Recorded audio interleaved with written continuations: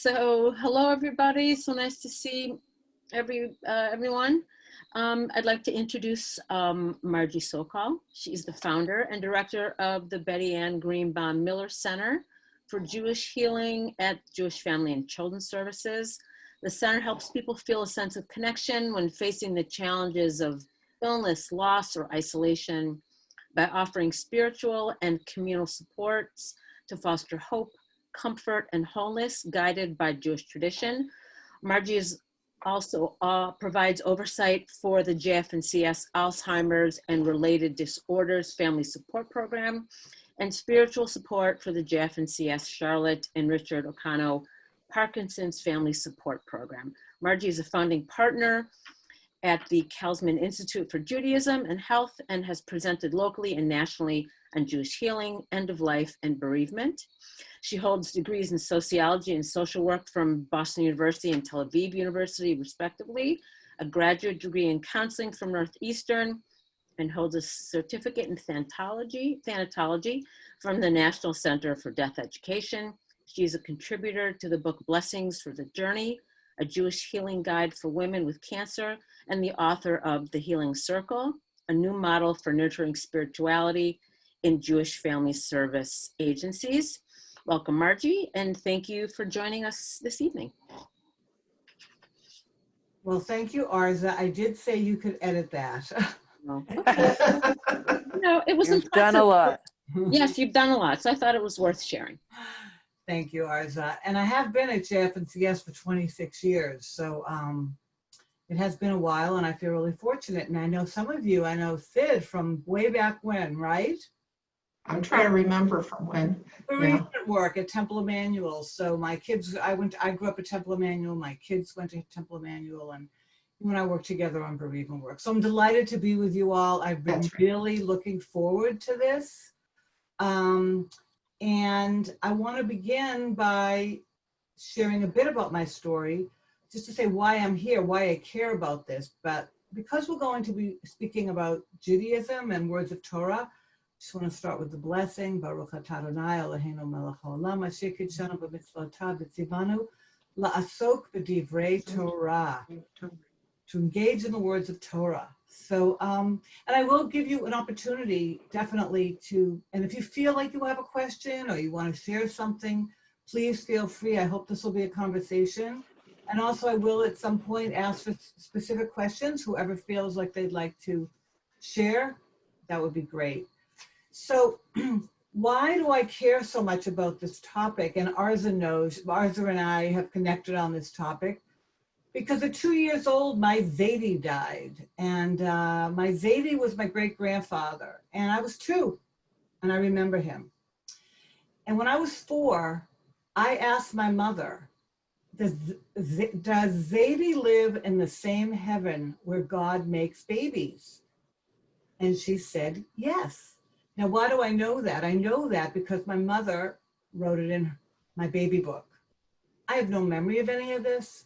I have a memory of my Zaidi, but I don't have a memory that for 2 years, I was wondering where Zaidi went.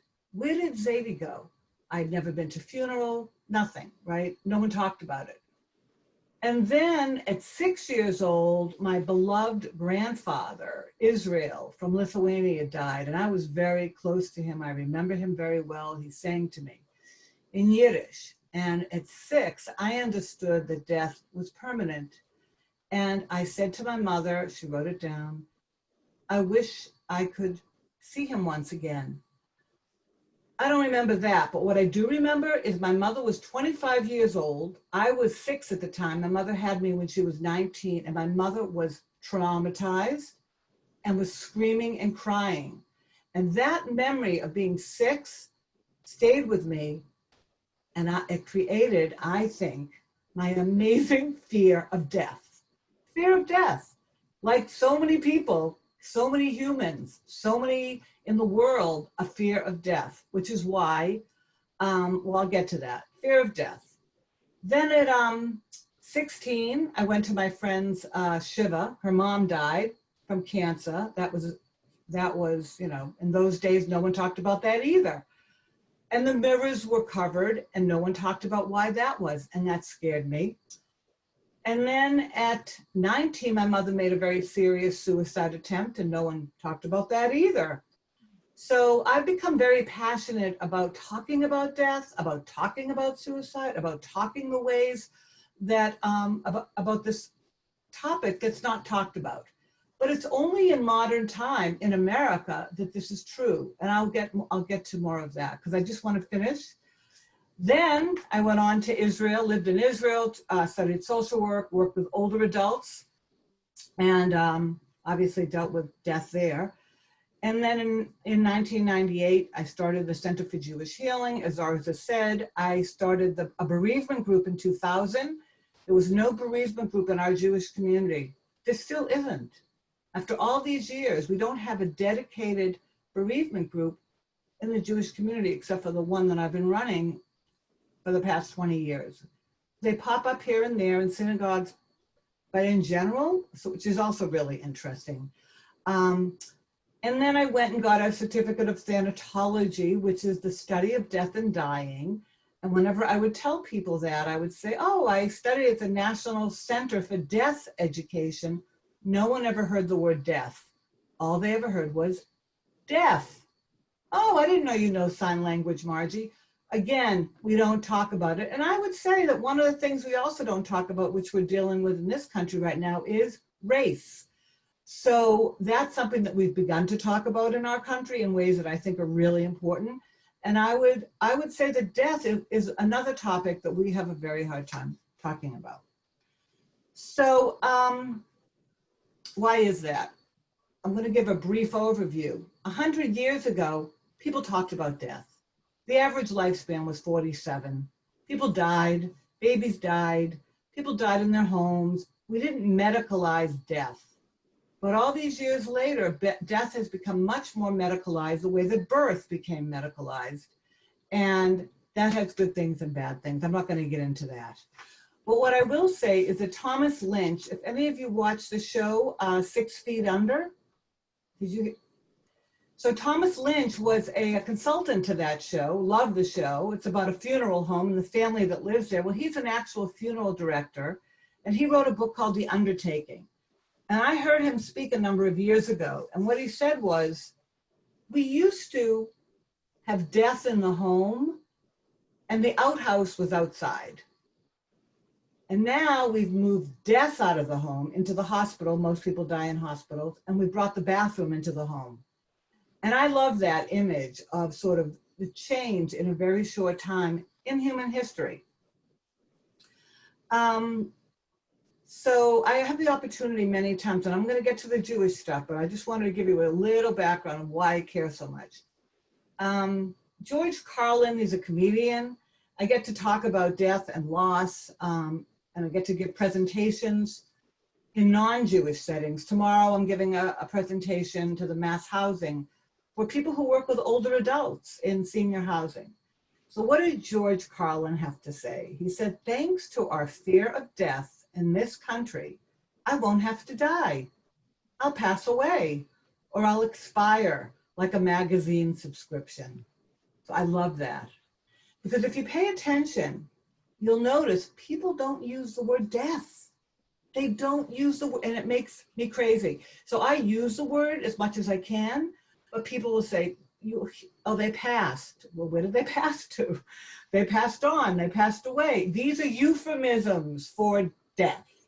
So that's the topic. I'm going to talk about sort of the end of life part, the actual dying part, and burial and grief, which is a lot in an hour. We have an hour left. We will end at 9:15, right, Terry? All right, and I will be on time. So I want to start back during the Holocaust and World War II. Elizabeth Kubler-Ross, many of you I'm sure have heard of her. She, after the war was over, she grew up in Switzerland. She went part of a volunteer service for peace, and she visited Majdanek in Poland, the concentration camp. And she saw so many knew that so many children had died, and she saw all these butterflies engraved on the walls, and she wondered about it. And she thought about it for many years. And later she said, the butterfly symbolizes a cocoon. And once the caterpillar is in the cocoon, and once it bursts out into be a butterfly, that's sort of a symbol of death. So she was someone who, when she came to America and had seen that kind of death after the war, she was horrified by what she saw in American hospitals. She was horrified by the way she saw people dying in our hospitals. And that prompted her to write the book On Death and Dying. And if you leave here with nothing else, she wrote that book about the stages of dying, what she observed anecdotally of people dying. It wasn't about grief. It wasn't the 5 stages of grief, which she never said. There aren't stages of grief. If you leave from nothing else, there are no stages. We'll talk about what Judaism has to say about grief. But that stage model was really about witnessing people dying. And so Cicely Saunders had started the hospice movement in the United Kingdom in the 60s. And so in the early 70s, Elizabeth Kubler-Ross helped to start it in America. So this is what I want to read. This is from Jack Reamer. Jack Reamer wrote a book called Jewish Reflections on Death. I'm going to be referring to different books and different things. So Jack Reamer wrote a book called Jewish Reflections on Death. And it was written in 1974. And he had Elizabeth Kubler-Ross write the foreword. And this is what she had to say. Majdanek, the concentration camp, led me to study death and dying. I've always wondered why the Jews, as a people, have not written more on death and dying. Who better than they could contribute to our understanding of the need to face the reality of our own finiteness? It is Jewish people who have suffered more than any others over the centuries, who have been faced with more threats and attempts at their annihilation, not simply as individuals, but for them all, the children of Israel. So I find that really, really interesting. And I see the spotlights on me. If you don't want to see me this much, you can go back to gallery view, just saying. So that was the foreword that she wrote to the book, Jewish Reflections on Death. So we'll hold that thought for a minute. She wondered why Jews don't write more about death. Back in 1974, he was one of the few that was writing about it. So Morris Lamb, in 1985, he founded the National Institute for Jewish Hospice. He also wrote a great book called The Jewish Way in Death and Mourning, which is he's an Orthodox rabbi. Really great book about so much about Jewish practices. But what I want to say about the hospice movement, and then I'm going to share a couple of Jewish texts, is that we in our tradition are not, and again, what I say, doesn't mean that people don't do it, but this is what traditionally is in our teachings, is that we don't hasten death. Now, obviously, if we give someone morphine, it could hasten death, but also we want to give morphine to alleviate suffering.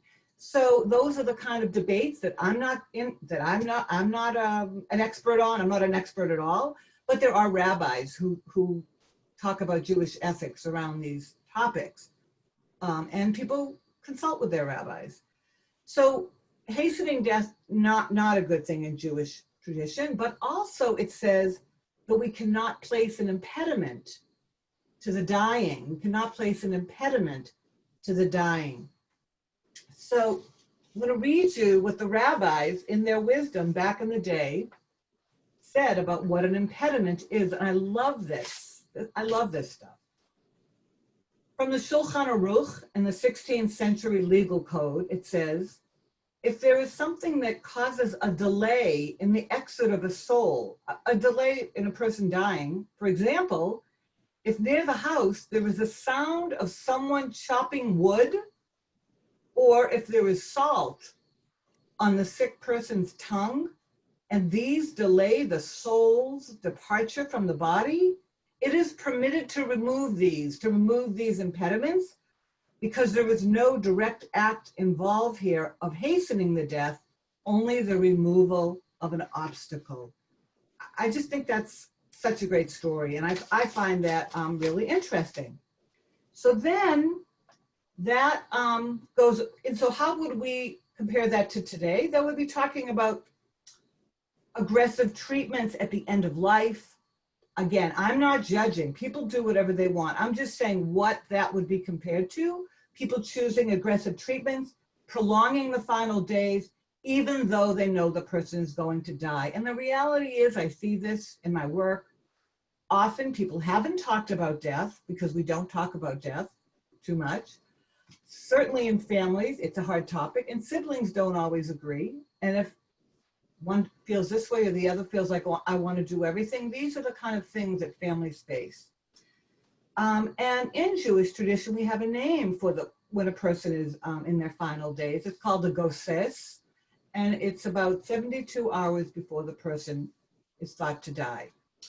So what is another story that I'm going to share with you right now? It's a story about another thing that, another way to not put an impediment. Some of you may have heard this story. I know that there are rabbis in our community who share this story with people who are suffering after someone they love dies, and they wonder whether they could have done something more aggressive, because this is the world we live in now with all this technology. This is the story. Rabbi Judah, esteemed president of the Talmudic Academy, fell gravely ill. Everyone prayed for his recovery. Even his maid prayed for him, climbing up on the roof to shout out to the heavenly angels, "You immortals, the immortals, desire the rabbi's company," meaning the immortals up above. "And we mortals here desire his company. So may it be the will of God that the mortals overpower the immortals." And afterwards, however, she saw how often Rabbi had to go to the bathroom and the deep pain that he was in each time he took off and put on his holy tefillin. In those days, they would wear them all day, but they would take them off to go to the bathroom. So then the maid went to the roof and she prayed, "May it now be the will of the Almighty that the immortals overpower the mortals." The rabbis below, though, continued their fervent prayers for his recovery. The maid grabbed hold of a jar and threw it off the roof to the ground below. The rabbis stopped praying for him to stay alive. So for that moment, they wanted to see what was going on, and thus the soul of the rabbi was able to depart to his eternal rest. So that's a beautiful story of not hastening death, but not having an impediment. So let's see where we are. Does anyone have any questions? Okay, I'll tell you, when Arza asked me to do this ages ago, I had a different feeling of it. Being in a room with humans, is a different feeling than Zoom, but we're lucky we've got this. I'm gonna put on the gallery view. Okay. So in 1998, I had the privilege of going to New York City. That was when I founded the Center for Jewish Healing at JF&CS. I went to a conference on Jewish healing and on one on end of life. This was 22 years ago. I'm 66 years old now, so I was 44 at the time. And I was so excited to go to this conference. Sherwin Newland spoke. He wrote the seminal book, How We Die. It was really exciting. And Rabbi Amy Eilberg, the first woman ordained in the conservative movement, was one of the speakers. So it's 1998, okay. And they're talking about the importance of hospice. So I've just been talking about hospice as a way to provide comfort, not cure, but helps the person in their final days. And as I mentioned, there was the Jewish hospice in America. And the hospice focuses on healing versus curing. And at the time, she talked about our prayers for healing. We say Rifuat HaNefesh and Rifuat HaGuf, a healing of the soul and a healing of the body. And I remember then, it was the first time I heard someone say, we can't always cure, but we can always pray for healing. And that's true up until the last moments. So the speaker, the MC of that conference, when I spoke earlier about Elizabeth Kubler-Ross, and she said, why don't the Jews write more about death and dying because they have actually suffered so much? The MC at that conference said, you know why the Jewish community can't deal with dying? Because we have suffered so much. Because we have suffered so much. We've experienced so much death and dying. And over the centuries. But it's not true that we don't talk about it. The rabbis have been talking about it forever. And the stuff I'm going to share with you is so much richness in our Jewish tradition about this topic, but there's no one right way to think about it. If you look at what an Orthodox rabbi says, or a Chabad rabbi says, or a Reform rabbi says, or the rabbis from the Middle Ages, or the rabbis in the early, after the destruction of the temple, or the Bible, so many different things. So I'm going to give you the things, I'm going to share with you the things that I find helpful for me. They may not be helpful to you. They may not be the things that you actually are interested in hearing about tonight. I tried to really cover different bases, but again, there's so many different opinions. What I learned from Rabbi Amy Alberg that changed my life, as I said in the beginning, I had that strong fear of death because of the death of my Zadie at 2 and then my Papa at 6, and no way to deal with it, no way to talk about it. So she said that in Judaism, we have death awareness practices that we get to practice every single day. Every single day when we go to bed at night, traditionally, again, I'm not saying, traditionally we say the Shema. And the Shema is also what we traditionally say before we die. So we say the Shema, and the rabbis also teach, I'm going to get a glass of water. The rabbis also teach that sleep is 1/60th of death. They talk about other things as being 1/60th, like visiting a sick person will alleviate their suffering by 1/60th. There's a bunch of other things. Shabbat is 1/60th of the world to come.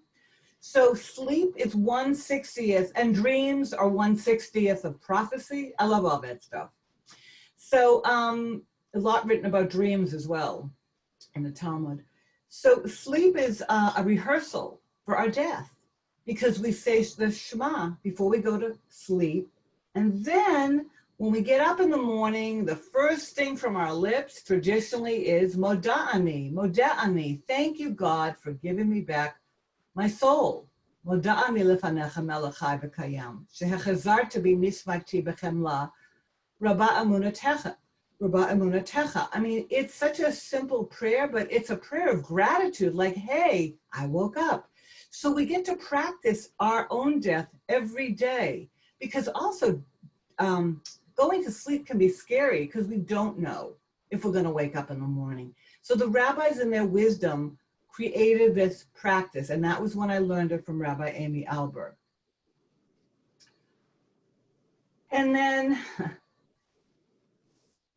Sarah Horowitz, who was a speechwriter for President Obama and also for Michelle Obama, just put out a book called Here All Along. Anyone who wants to read like her words, she's hysterical, she's an amazing writer, about all the things she found in Judaism. She writes about this because she has a whole chapter on death. And it's very funny because she says, I can't talk about all the rituals in Judaism because I'm a single woman. So I'm going to focus on death. And it's a great chapter. But what she says about why it's so hard for us to talk about it is we are instructed to choose life. Moses, at the end of his life, choose life between blessing and curse. We say the words l'chaim. We want to be remembered in the book of life. We're at an auspicious time in our calendar now, the Yamim HaNoraim, the high holy days, Aseret Yimei Tshuva, these 10 days of repentance. We're in a very auspicious time for that. But we're saying choose life. We want to be remembered. But we have opportunities, not just now, and not just every day, every night and every morning, to think about forgiveness and repentance and to bring death closer to us. The rabbi said, you should repent the day before you die. And his disciples said, but how do I know the day I'm going to die? He said, that's why you should repent every day. And in the evening, in the Shema, Alamita, the bedtime Shema, which I'm going to share with you, there is a prayer for forgiveness that we say every night before we go to sleep. And I want to make sure I say that in some of the Sidurim, it talks about, I hereby forgive everyone in this life and in a prior life. And it talks about transmigration of the soul, Gilgul, reincarnation. Just want to say that that is part of our tradition as well, more from the mystical tradition. So I'm going to share, though, one of my favorite stories that I find comforting. It's from Reb Zusia. Some of you may know it. I love the story because it's a way to think about what'll happen when we die. And it's a way to think about mostly about how to live our lives now. Because Judaism is so focused on this world. We have a lot written about the next world, but we are so focused on this world, doing mitzvot, doing good deeds, all of those kinds of things about being a good person. And so and I also want to say in my work, I often say this, a Jewish person, and you can say it if you want to, again, I don't judge, but traditionally, we would not say when a person dies, they're in a better place. We don't believe that the next world is the better. The place is here where we can do the mitzvot, where we have the opportunity to do the mitzvot. But that does not mean that we don't think about our life and our death while we're living in, and these ways that I've brought up so far. So Martin Buber tells the story of the great Hasidic Rabbi Zusia, who on his deathbed, he began to cry uncontrollably. And his students and disciples tried hard to comfort him. And they asked him, Rabbi, why do you weep? You are almost as wise as Moses, and you are almost as hospitable as Abraham, and surely heaven will judge you favorably. So Reb Zusia, this is his answer. He said, well, it's true. But when I get to heaven, I won't worry so much if God asks me, Zusia, why were you not more like Abraham? Or Zusia, why were you not more like Moses? I know I would be able to answer those questions because I'm not them. After all, I wasn't given the greatness or righteousness of Abraham or the faith of Moses. But I did try to be both hospitable and thoughtful. But what will I say when God asks me in heaven, Zusia, why were you not more like Zusia? Margie, why were you not more like Margie? Why were you not more yourself? And so I want to pause here and say, I applaud all of you who have shown up tonight to talk about a difficult topic.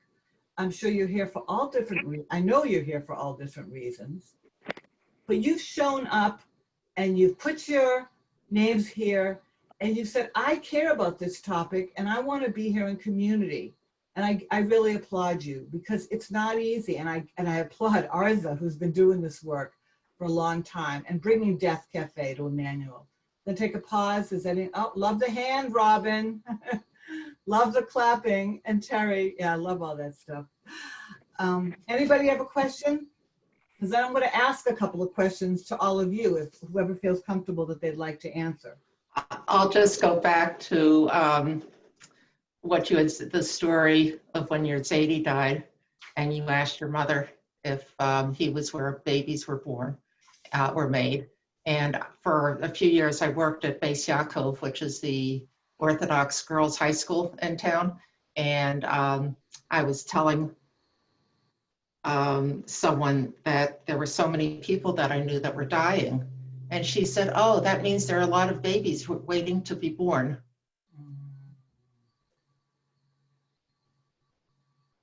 It's beautiful. That's so beautiful, Sid. And I want to make sure you know that there's a lot about before we're born as well in Jewish tradition. It's wonderful stories of twins, two twins who are in the womb, and one says there's a world outside of the womb and the other one doesn't. And you know, when the baby is born, the first one, everyone says Mazel Tov, and the other one still in the womb thinks the baby died. And that's sort of what the world to come. That's the image the rabbis have, that we don't know what it's like. And so also just the babies being born. And there's a beshert of you meet your beshert like 40 days before birth. I mean, there's a whole stories about beshert, which again, my favorite thing is Google, anything you want to know about these. And the last one I'll say is that, you know, this little place under our nose, we're told that we're taught Torah before we're born, but then the angel Lila pushes here and then we forget it all, but then we relearn it. So there's a lot about before we're born in Jewish tradition also about, so I love that you just said it naturally. Babies are waiting to be born. Is that the whole idea of reincarnation or the whole idea of Gilgul, Margie? Is that, no? No, I think that's pretty traditional rabbinic learning about, yes, about beforehand. Reincarnation really came way later in the medieval times, you know, when Kabbalah came. Okay. And, but it's not considered it's part of normative Jewish tradition, but not everybody believes in it, and that's fine. Some people find it comforting, but some people don't. They don't want to come back. Right. So my question is about why people are so uncomfortable with using the right terminology, what I consider the correct terminology.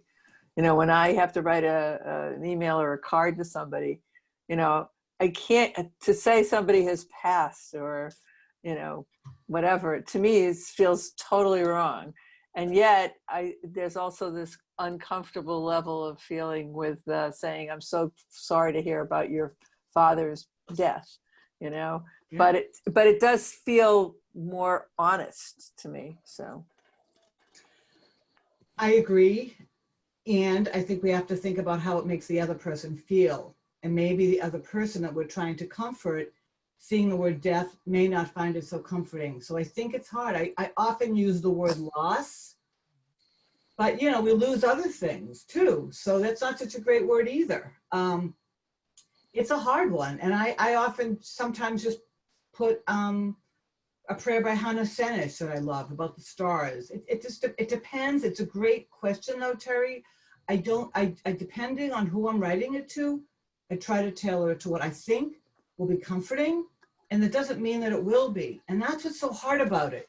So people don't know what to do. They don't know what to say. And you know, we know in our tradition, when we make a Shiva call, we're not supposed to say anything until the person speaks. And that's let Robin jump in. No, I would love to jump in. Thank you. And I just feel like every day is so hard sometimes. There's so many people. And that's why, like, we all know there's death out there, that we all know these terrible things are happening. And that's why, in a very subtle way, you could use like a nicety or just a different word, because it makes it easier, not only for the person receiving it, but also we, as saying it. Death sounds so harsh, and even the words death, harsh, they just feel the same, a little bit loss, and are different. So I just think maybe that's why too. Yeah, because I think we don't hear it at all. I think we don't hear the word in our culture. I don't know if you were on at the beginning, Robin, but I was saying also that we have a hard time talking about race in this culture. And we're not used to using words to talk about race. And I remember it wasn't that long ago, I heard the word racialized. And I've never even heard that word. So Yeah, I mean, there's lots of words that are used to talk about the way we, so I think we're just not used to hearing it. And I'm not Right. saying you should use it. I'm just saying it's good to be aware that we don't ever, hardly ever hear the word death in this culture. But it wasn't true about Jewish history. I mean, we have so much about, death happened all the time. Death happened around everyone. Babies died, women died in childbirth. That's why there was so many blessings and prayers and the red string. And people say Kenahari or Bli Ayin Hara, to poo poo poo. Spitting is a huge thing. They believe that would get rid of the demons. A lot of, part of our tradition, with the covering of the mirror. I have a Boston accent. The mirror in a house of, not a mirror, in a house of mourning, often you'll say, oh, why is it covered? Oh, because we're not supposed to, be washing or vanity and blah, blah, blah. Well, originally it was because there was a feeling that there were demons hanging around when there's a death and loss, and around cemeteries, and the demons were there to fill the void when someone died, and people were more vulnerable. And if you looked in the mirror, you may see the demon behind you. I mean, this was part of everyone's belief system. So a lot of it's gotten watered down over the years, the Enlightenment, just sort of the traumas we've gone through as a people. And so many people don't know. This is the thing, I think, that bothers me the most in my work at JF&CS for the past 26 years dealing with this. People don't know we believe in an afterlife. I mean, we're hearing it more now. There's more books written now. You don't have to believe in it if you don't want to, but there's so much written about Olam Haba. It's in our prayers every morning. It's in our Aliyah, at the second Aliyah. Baruch atah asher natan lanu Torat emet v'chayei olam nata betochenu. God has implanted in us eternal life. We say that, we don't know, when we say the El Malay Rachamim at a funeral, it talks about the soul being bound up, being bound up in the bonds of life, eternal. These are powerful things, and some rabbis are more comfortable saying the words in English so that people know. I was at a funeral with Rabbi Garden Schwartz. It was so powerful. It was a very sad funeral. And I'll never forget when he said, we are not leaving this person here. The soul continues, and we're taking them with us. It was so powerful and so comforting to that family. And we have all these traditions of a connection with our loved ones, and there's images about us being reunited, certainly in the Bible, gathered to our ancestors. And there's images also, in the Zohar about, I'm going to read you one. Rabbi Shimon said, have you seen today the image of your father? So we have learned that at the hour of a person's departure from the world, one's father and one's relatives gather round, and one sees them and recognizes them, and likewise all with whom one associated in this world. And those loved ones accompany one's soul to the place where it is to abide. Now, I don't know how many of you know that from the tradition. I've had to learn all this stuff. I've had some good teachers along the way, but that's an amazing image in the Zohar. And, we know from hospice work that people will talk about, and not just hospice, seeing their loved ones around them. And they'll talk about, oh, I see so-and-so. Ours is nodding her head. One of my favorite books is called Final Gifts. It's about two nurses who worked in hospice, and they talk about all the things people said at the end of life. We used to know all that stuff. We had people dying among us. We saw it in our homes. It's been removed. It's in the hospitals. It's been taken away from us. So I loved, Hal, is that your name, that you signed up as a shomer for Ruth Bader Ginsburg virtually. That's so powerful that the shomer is the guard, that we in our tradition we are with the body from the moment of it. I talked about the dying part, you know, from the moment that it dies, that we watch over it, that we say Psalms. There's a whole tradition of that. And so we have so many wonderful things because it happened every day. It happened all the time that people were dying. So I want to ask if anybody would like to share, how many of you have looked to Judaism for its wisdom about death and dying and found it either comforting or not? How many have turned to Judaism? And I know we do bereavement practices really well. We're really good at that. Shiva, Shloshim, the Yortzeit, and definitely, you know, 5 times a year when we can light a Yortzeit candle on the major holidays, on Yom Kippur and the Yortzeit of the anniversary. But I'm wondering if some of the things I'm talking about today you have found in Judaism and have you found comforting?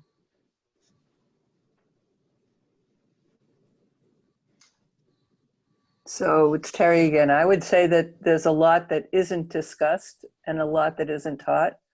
You know, the rituals are taught, but a lot of the texts that you brought today aren't really shared. It's sort of like, okay, we've got the rabbis, we've got our teachers to explain things to us, but your average everyday person, I don't think. And that's one of the reasons what we're doing now and what we've done all last year. And thank you to Arza and the committee who, you know, is working hard on this.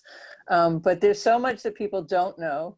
You know, there was when I first came to Temple Emmanuel about 15 years ago, there was a guy who was in his 40s at the time, and his father died suddenly. And he had never, talk about, he knew nothing, all right? And, you know, he basically sat with not the rabbi, but Joan Mayle, the rabbi's assistant, and, you know, who brought him up to snuff, up to speed on what he needed to know, because, you know, there was no burial plot, there was no this, no that.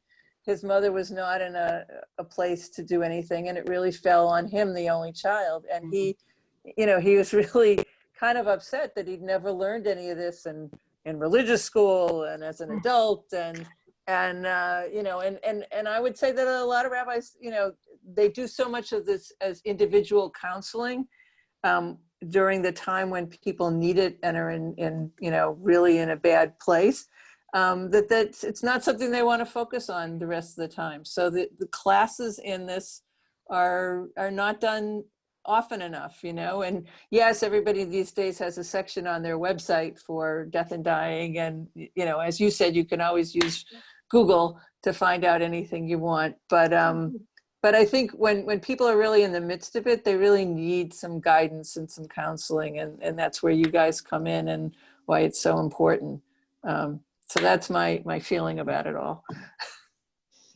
Thank you, Terry. And I'd like to know if there's anybody else who would like to share something. Thank you so much. That was great. Hal.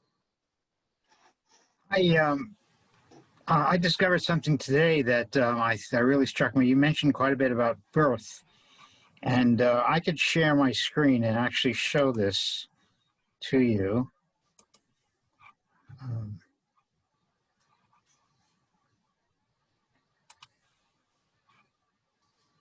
No, that's not the right one. Sorry.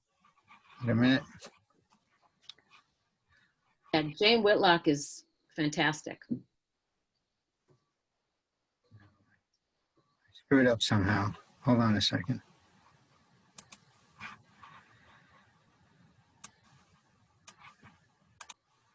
Let's try this again.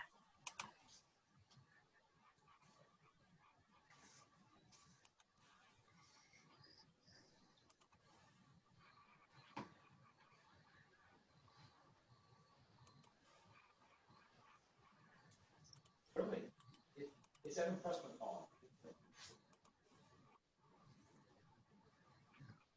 Anyway, this is not working out well.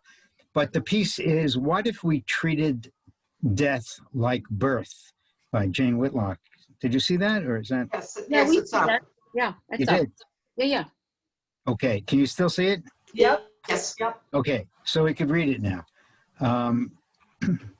I'll read the first paragraph, someone can continue with the next. Imagine for a moment if we treated birth the way we treat death. When a woman got a diagnosis of pregnancy, people would recoil from her in fear. Even friends and family might have a hard time speaking with her about it. They couldn't quite say the words that have come to define her life now: birth, plan, labor, delivery, midwife, and obstetrician. The pregnant woman would start to feel isolated if she had dropped through a hole in the floor and was very separate from everyone except those in the closest support system who somehow managed to put aside their discomfort and situation. The doctors, too, would decide to focus solely on the treatment plan. And it goes on and on like this. And then just imagine the converse, that we treated death the way we treat birth. We would share stories about it. We would have the go-to books that every dying person needed to read, what to expect when you're dying, and so forth. There'd be poems and candles and cozy blankets and so forth. So it goes on and on like that. But that was I think you got the point. Al, that was awesome. That was awesome. Thank you so much for sharing that. I don't know how you unshare. You have to unshare, I think. Yeah. All right. Let me just unshare this and try to figure this one out. I don't see a way to unshare that. There we go. Somebody. I'm impressed. Success. Thank That was You had awesome. asked what Jewish resources might have helped us, and one is about not prolonging death when the maid goes up and distracts the prayers from allowing to go. When my father was dying, and the doctor said he would have been gone 5 days before, and one day I just said, all the things that I think one should say, that we'll always remember you for this and this and this, and we'll be fine. And then I said, are you afraid of dying, of going? I might have used that word. And he shrugged his shoulders. And the doctor came in the room right then, and he said, do you really think he understands what you're saying? And I said, well, he just answered a question. And a few hours later, he did die. So I think there's a connection. That's beautiful. And that's so dismissive that the doctors, we know people up to the moment that they die can hear things. And that's so dismissive. And, doctors, research shows doctors are some of the people who are the most afraid of death and don't want to talk about it. And they feel like they're failures when people die. And so it's a real issue around finding a doctor that can be comforting in that way. So I'm sorry you had to deal with that. Well, luckily, my sister, people were always in our family upfront about death. So my father was on the Hever Kadisha, my sister, I. So, we just said, you don't know what you're talking about. You haven't been in the room to see that he has been with us. So that's beautiful. When I lived in Israel, I worked with some people from Morocco, older women, and they told me that when they were in Morocco, they were on the Hever Kadisha. It's just, so these kinds of things, it's so beautiful. Anybody else have anything they want to share? Some of the other questions that I thought about, just because I had shared about myself at the beginning, in my particular story, what drew me this, some of the questions I had was, well, just to even think about now, when was your first funeral? I think mine was when I was 21. A lot of people had died, but didn't get to go to any funerals. How many deaths were there before your first funeral? Because this reminds me of what you were saying, Terry, about the man who had no idea at 40, which is not uncommon, by the way, because we're living longer, if we're lucky. And so people can live for a long time before experiencing a death. When your first memory of death, or did you talk to an adult about it? I certainly didn't when my mother's father died. And then, of course, the ultimate question of why do people don't want to think about it? What was the age when you realized that you were going to die? You know, those, I realized that when I was 16 and I saw Planet of the Apes and everyone died. And for me, that was, you know, an existential crisis. So anybody want to share anything? Yes. I think Robin. I do. Yeah, I do. I would love to say something. So just to your point, where you're talking about like how no one talked about death, but no one, what I found interesting with what you just said, and I find it really interesting that no one talks about the afterlife, because that's one thing that is really, like, we talk about death and or no one talks about it, but there's more to it. And I find it really interesting that we don't talk more about that afterlife, because I think that would alleviate the conversation about death. I couldn't agree with you more. You know, to some people it doesn't. For me, when I realized it was an afterlife and the things that I've been talking about was so comforting. Exactly. It was so comforting. And, you know, I was envious of Christians who, you know, had that afterlife thing, which we didn't until I learned about it. And I also didn't know we had angels. But we were the ones who we started with the angels. They're in our Bible, right? We shared it with everybody else. So, you know, even the prayer, Elohim neshama shenatata bi, God, the soul you have implanted in me is pure, but you will take it at some time in the world to come, in a time to come. So these are in our prayers every single day. We also say, Elu dvarim she'en lahem she'ar. What are the things for which there is no limit of the reward? And in this world and in the next world, honoring parents, you know, caring for the bride, accompanying the dead, visiting the sick. And it says this world and the next world. The fruits, the interest will be for the next world. I mean, I'm just a little confused though when you bring up the Christianity and the afterlife, where they think it's better. It's different though. I was saying that I didn't know we believed in an afterlife. Oh, yeah, it's different. Okay, I just want to make sure. It's totally different. I'm like, okay. No, it's totally different. I didn't know that Judaism had an afterlife. And I would look to Buddhism, and they had reincarnation, and I didn't know that Judaism had reincarnation. You know, we also have, you know, resurrection of the dead at the end of days. You know, the bodies will, you know, arise at the end of days, of the messianic days. And we say that in our prayers, Mechayat HaMetim. So I was saying, for me, who had, you weren't here in the beginning, Rob, and I shared about my fear of death, which led me to then study death, and it was from an early age, and why I feel like I'm on a mission to share with people to maybe help alleviate whatever they're thinking about. But no, for me, the afterlife was huge, and it's such a part of the tradition. So I just want to share with you, this is a wonderful book. It's called Deathbed Wisdom of the Hasidic Masters. It's all about how they die, and that the goal is to be reunited with God in the afterlife. And they don't use the word death, apparently. They talk about departing. I love that. It's called the Book of Departure. And it was translated by Rabbi Sarah Pasha Orlo at Hebrew Senior Life. It was awesome. She started a chaplaincy program there, along with Rabbi Joel Barron.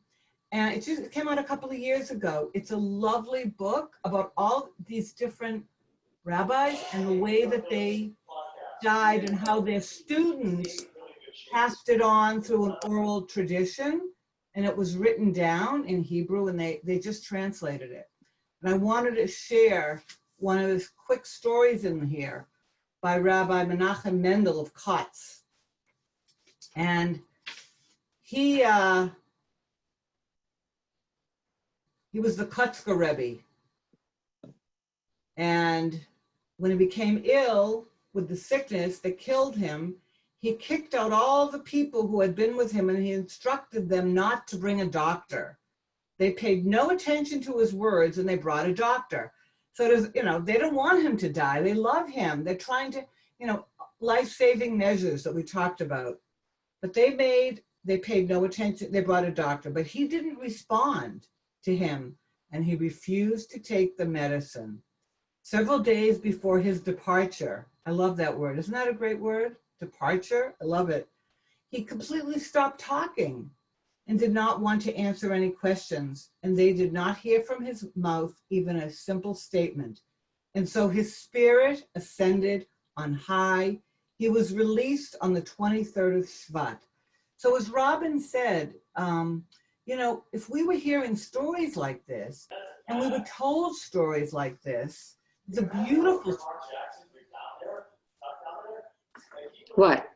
There's somebody sound. Everybody should silence themselves, mute themselves.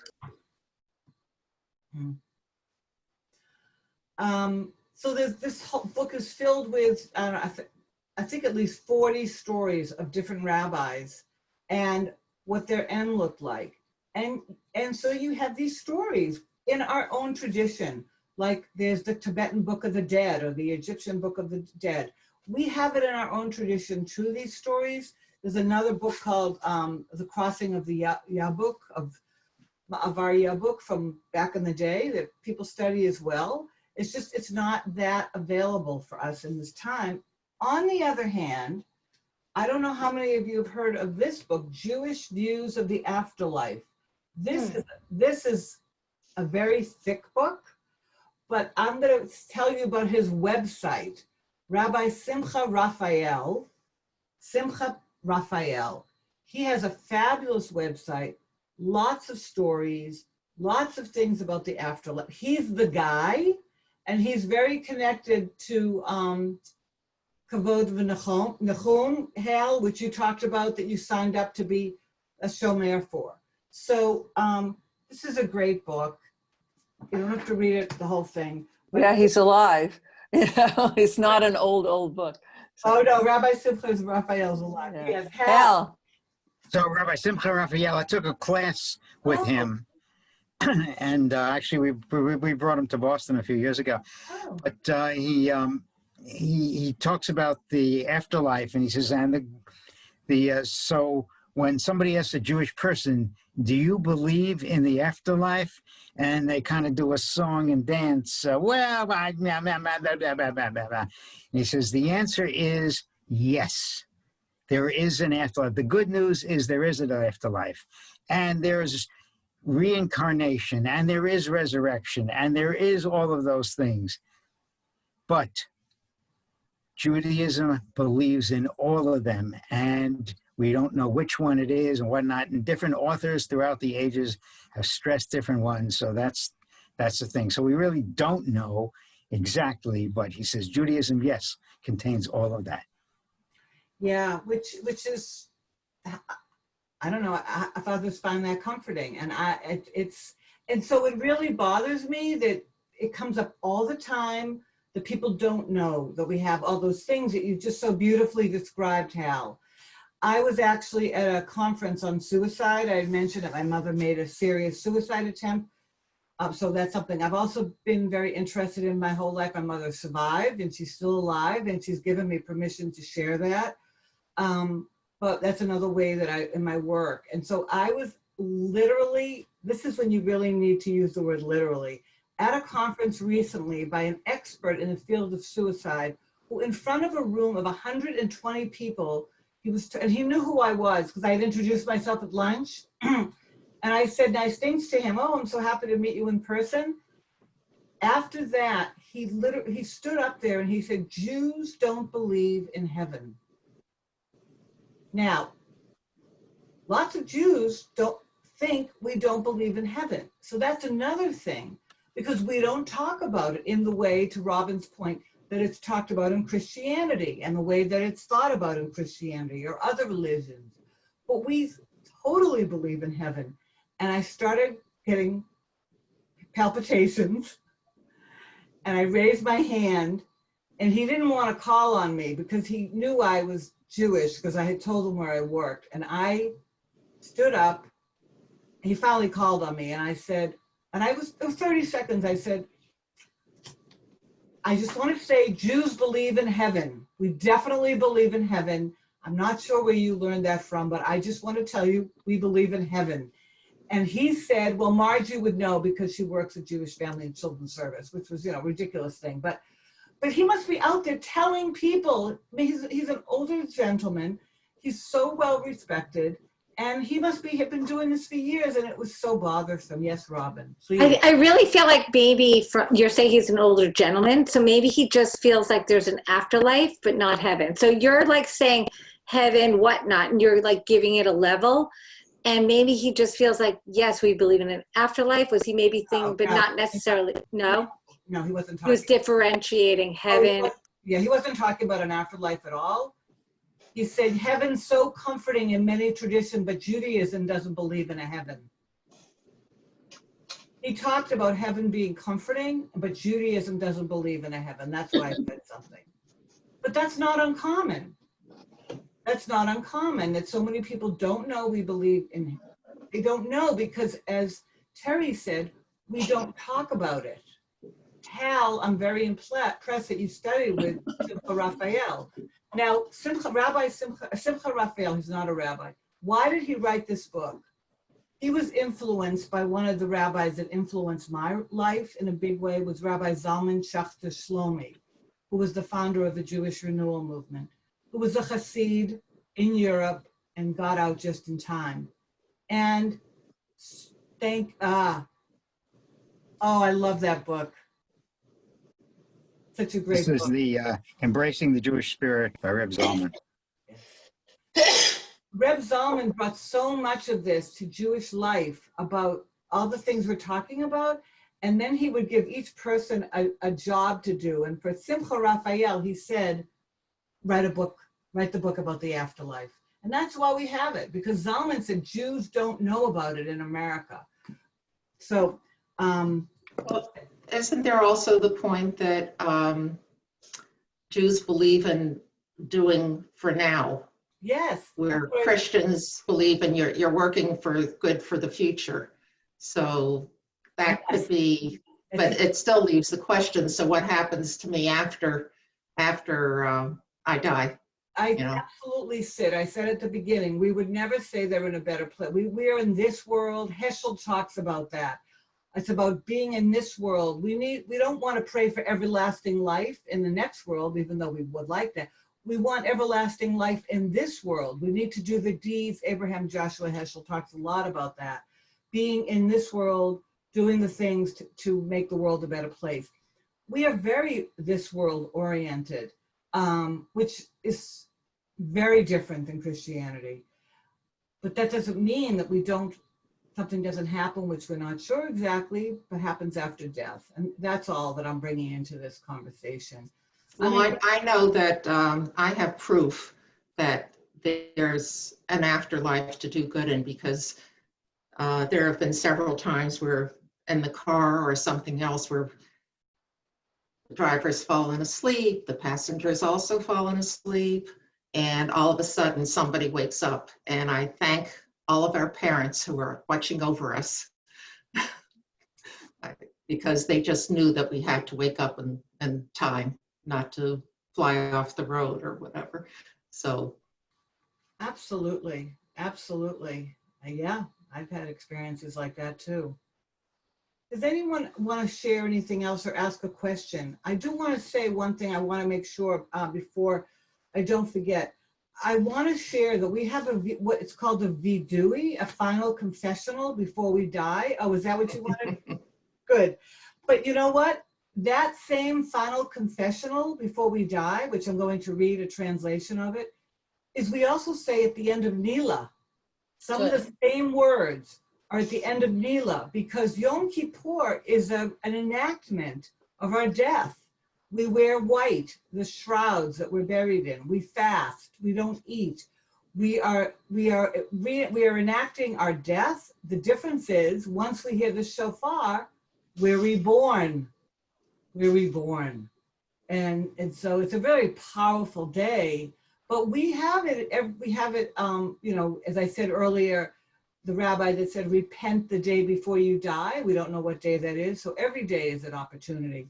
But I want to read the final confessional. I think that's really important. That's another thing a lot of Jews don't know about. They think, again, it's only in Christianity and you know, the last rites. So when we live in a Christian culture, which, you know, I think we pretty much do, we have to make a special effort in order to get these teachings out to people who find them comforting, because we have such a rich tradition around this topic. That's one thing, and I have a final thing. So we have 5 minutes. Anybody else? Last comment or question? Yes, 2 people, 3 people. Arza. So just quickly on the vidui, you're going to read it, but I just want to tell a really quick story. I told Hal this story.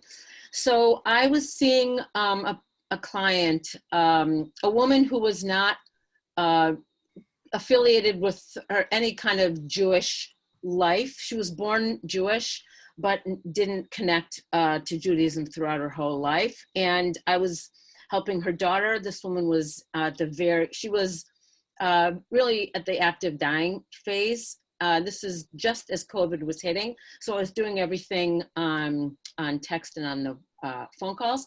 And I suggested to her daughter, I sent her the contemporary translation of the vidui. And this woman had been essentially unconscious and had not been eating and drinking. The daughter read the contemporary vidui. The woman opened her eyes and she said, "That's amazing." So I thought that was just, so I just want to share with that, even if people aren't connected to the Judaism, there is something healing and connecting for people in this prayer. So I just wanted to share that story. Thank you. And even people who aren't connected get connected often at these moments in life that are, yeah, thank you. Hal. So I keep a copy of the vidui on my smartphone because I never know when I'm going to have to need it. That's beautiful, because we can also say it for someone else who can't say it, and we can say it for ourselves, and that doesn't mean that we'll die. That's the other thing, because they have stories in the Talmud, those that said it and didn't die, and those who didn't say it and did die. So it's a thing, it's very, that's beautiful. On your smartphone, no less. Terry. I just wanted to mention that there's a lot of things that we can learn without, by watching people. You know, as I was growing up, I learned a lot from my parents by sitting in the back seat of the car kind of thing. And as my mother got older, unfortunately, I took her to a lot of funerals, and she would make comments about, you know, what she liked, what she didn't like, what they were doing, what they weren't doing, what she would like to have. She didn't say, "I want this to happen at my funeral," or "This is how I want to be buried," but that's what she was saying. And so, you know, I never had, quote unquote, as Arza will tell me, the conversation with her, but it was all there. You know, she never wrote it down. My uncle wrote down every single detail of what he wanted and what should be read and said and the whole thing. But there's a lot, you know, you in this day and age, I always have to have long conversations with my daughters, but I just learned by watching and by, you know, seeing what the world was around me. And so by visiting Shiva houses, by even the virtual Shivas that we're going to, there's so much that you know, we can learn and we can ask about and we can share with others. So that's my great words of wisdom. That's beautiful. And I think as far as there's no one right way to do any of this. That's the other thing. There's no one right way to give birth. Right. And that's the beautiful thing, is that there is no one right way. That's right. As unique as we are. That's right. Exactly. And to go back to Hal, you know, they're called birth doulas, and now we have death doulas to help people depart. Like ours.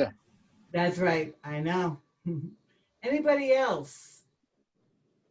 All right. So I'm going to read the vidui, and then I'm going to end with something more uplifting. So this is Rabbi Amy Alberg, who I started at the beginning in the conference, who talked about death awareness practices in Judaism that we get to practice every night and every morning. This is what she writes: "My God and God of my fathers and mothers, may my prayer come before you. Do not ignore my pleas. Please forgive me for all of the sins that I sin before you throughout my lifetime. I regret things that I've done. Now, O God, take my suffering and pain as atonement. Forgive my mistakes. Against you have I sinned. And may it be your will, O God, my God, and God of my ancestors, that I sin no more. In your great mercy, cleanse me of the sins I have committed, but not through suffering and disease. Send me a complete healing along with all those who are ill. So we continue to pray for healing. I acknowledge before you, Adonai, my God and God of my ancestors, that my healing and my death are in your hands. May it be your will to grant me a complete healing. If it be your will that I am to die of this illness, let my death be atonement for all the wrongs that I've done in my life. Shelter me in the shadow of your wings. The Shekhinah, which the rabbi talked about with Ruth Bader Ginsburg today. Grant me a place in the world to come. Parent of orphans and guardian of widows, protect my dear loved ones with whose souls my soul is bound. Into your hand I place my soul. You have redeemed me, O God of truth. Shema Yisrael, Adonai Eloheinu, Adonai Echad. Adonai hu ha'Elohim, Adonai hu ha'Elohim. These are the words we say at the end of Nila. The difference is then we hear the sound of the shofar and we say Lishana Tova b'Yerushalayim, and we're reborn. So I'm going to end though with Rabbi Nachman, who I love, who has his wonderful teachings, because Rabbi Nachman said it's about being in the moment, about being present, about being in this world, and about acknowledging that there is a heaven. But this is what he says. For Rabbi Nachman, living in tune meant awareness, being aware of the transient nature of this world and the eternity of the next. From his window facing the marketplace, Rabbi Nachman spotted one of his followers rushing by. Have you looked up at the sky this morning? Rabbi Nachman asked. No, Rabbi, I haven't had the time. So Rabbi Nachman responds and he says to him, believe me, in 50 years, everything you see here today will be gone. There will be another fair with other horses, other wagons, and different people. I won't be here then, and neither will you. So what's so important that you haven't time to look at the sky? So I thank you all. Thank you. Thank you so much Thank you. for sharing. Thank And, you. It was marvelous. Thank you. It was so rich and wonderful. Beautiful. And thank you all for joining in Gemar Chatima Tova. Ma chatima tova. Yeah, easy, fast, Marto. Easy fast. So Yes, Mhm. yes. Thank you very Thanks. much. This is wonderful. Thank you, Margie. Thanks, Thank Terry. you. Thank Okay, Yeah, take and care. thanks, Terry. Thank you for bringing it to us, Terry. No Thank you. problem. And thank you, Okay, Samantha. okay. Bye. Nice. Thanks, very Sam. much. Really Okay, appreciate bye-bye. it very much. Bye-bye. Bye bye.